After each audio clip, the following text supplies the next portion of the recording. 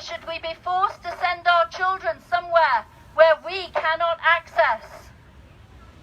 Something is very wrong. Here is where real fear should strike at the heart of us all. The orders written for both health and education for this province are sweeping in terms of power and control. But it's worse than that.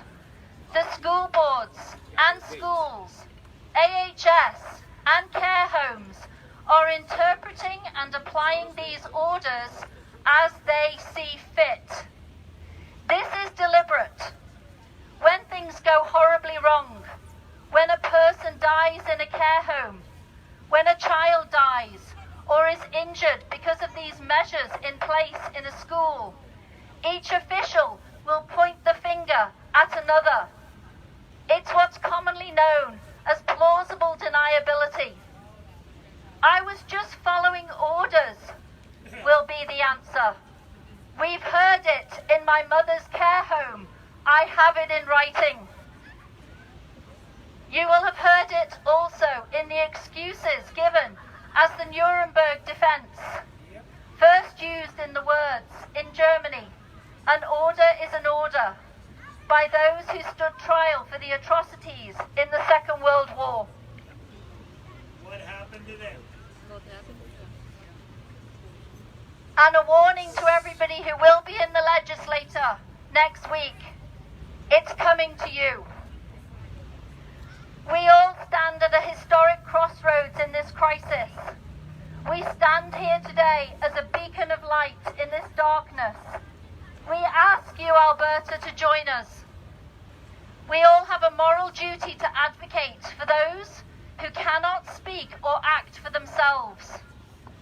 On a personal note, my mother has spent a decade in long-term care. A catastrophic stroke left her unable to speak.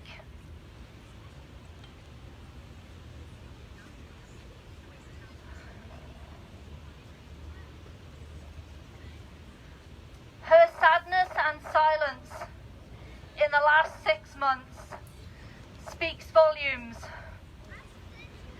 Residents in her centre begged me to speak for them. They want to protest outside their care home.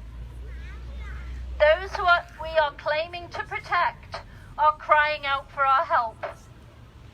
Like many of you, I have children and grandchildren. For the love of those who will be our legacy, we must not be silent. What is happening to our children is also no longer protection. It is persecution. In the words of John F. Kennedy, children are the world's most valuable resource, its best hope for the future.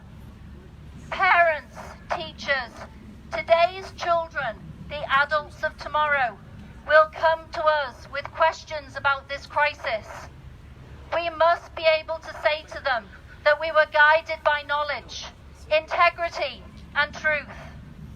We must be able to say we acted for their ultimate well-being. We must be able to say we acted with all due diligence. It is the ultimate tragedy that our kids and our elderly, the most vulnerable in our community, are now required to take a stand low battery. It's still running. in their own defence. Our government better be prepared for this. There is no greater statement than the voices of our elders, the founders of our freedoms, or our youth, one who's sitting in front of me right now, ready to speak out to safeguard their future. We are here with them, with all the facts they will need for their defence. It is time to right the crime. Time to right the crime. Time to right the crime. Time to right the crime. Time to right the crime. Ronald Reagan made famous the saying, trust but verify.